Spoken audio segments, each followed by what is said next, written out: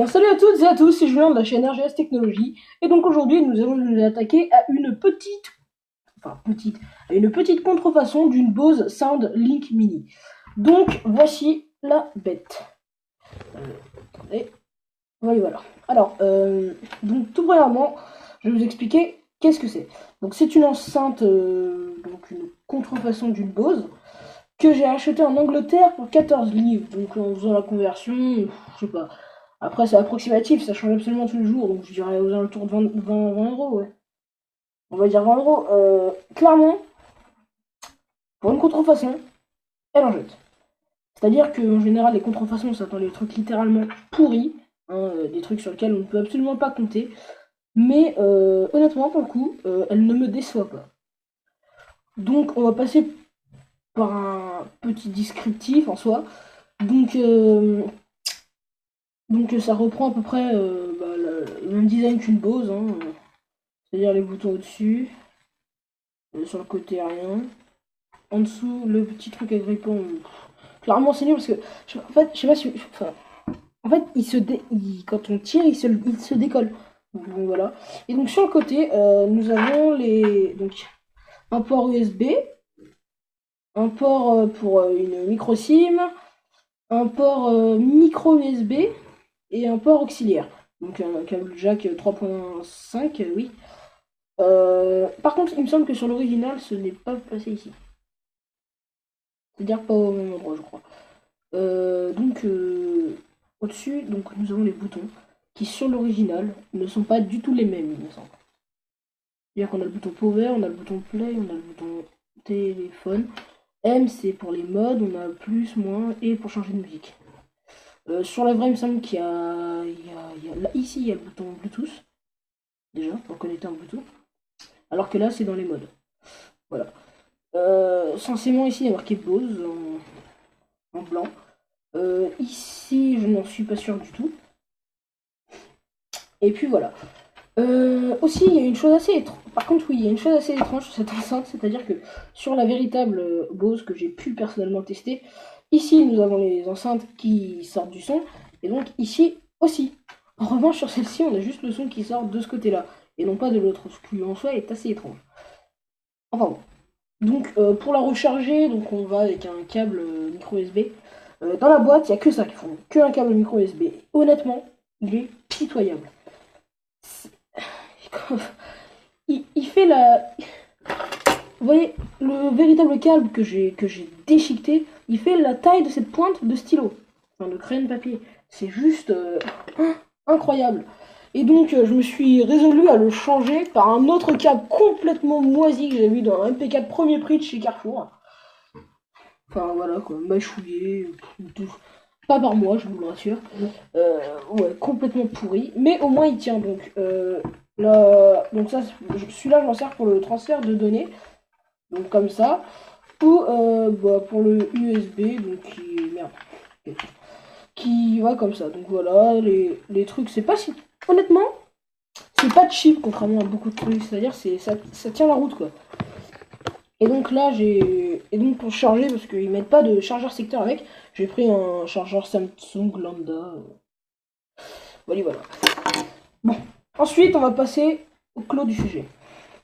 C'est-à-dire que, voyez-vous, cette enceinte, tu te dis, cool, je viens de l'acheter, elle est sympa. Elle risque d'être. Ah, attendez.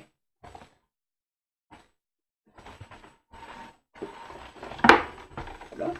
Elle risque d'être parfaitement stylée. Et donc, tu décides à l'allumer. Donc, tu appuies une fois, et ça ne veut pas s'allumer. Alors, sur l'original, tu appuies une fois et ça s'allume. Non, ici, il faut rester allumé et écouter. The Bluetooth device is ready to pair. Voilà. Donc disons que sur l'original, on entend un petit tadam discret.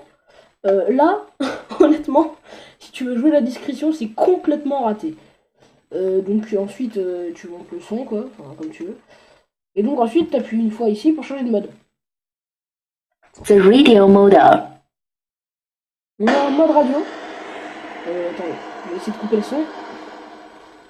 Voilà. Donc on a un mode radio, certes, mais ça nous fait ça constamment. Voilà. C'est-à-dire on peut changer de chaîne. Hein. On peut changer absolument autant de chaînes qu'on veut, il n'y en a aucune qui fonctionne. Enfin, c'est quand même dingue de se dire que ça ne fonctionne pas, quoi. Donc les micro SIM fonctionnent parfaitement, toujours. Aux input mode. Voilà, donc là pour l'auxiliaire, donc un jack. Ah oui, petit détail, par contre oui. Quand on branche, enfin quand on met une micro SD là-dedans, clairement faut pas s'attendre à un résultat excellent parce qu'en fait elle sort de 3 mm, sauf qu'elle est complètement bancale, donc pour la mettre dans une poche c'est complètement raté. Mis à part la ruiner, ça servira à rien. Et donc honnêtement, elle a un son plutôt bien.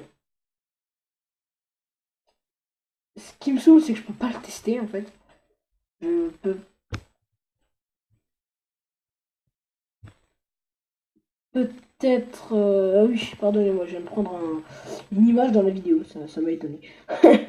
Et donc, oui, mais ce qui m'a le plus choqué sur cette chose, attendez quand même, c'est que même si elle a été appareillée sur un téléphone, que tu.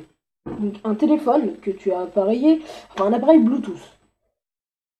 Techniquement, tu te dis, j'active le Bluetooth sur le téléphone et sur cette enceinte, ça va s'allumer. Mais non, il faut que tu approches le téléphone et que tu le poses sur l'enceinte alors que c'est même pas du NFC. Enfin, le pire c'est que c'est même pas du NFC. À la limite tu devrais certes le poser pendant 4 secondes et attendre que ton téléphone se connecte. Mais non, même pas. C'est-à-dire que tu es obligé de poser ton téléphone dessus, des fois d'appuyer sur les boutons là, et en plus de ça, tu dois aller dans les réglages, activer le Bluetooth, tu cliques sur l'enceinte, et c'est quand ça marche. Parce que quand ça a décidé de pas fonctionner, ça ne fonctionne pas. C'est juste... c'est aberrant, quoi.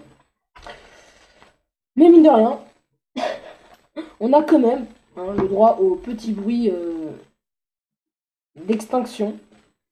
Voilà.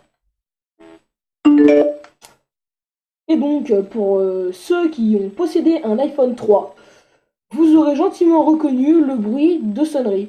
Donc, c'est-à-dire qu'au départ, ils vous ont mis The Bluetooth device is ready to pair.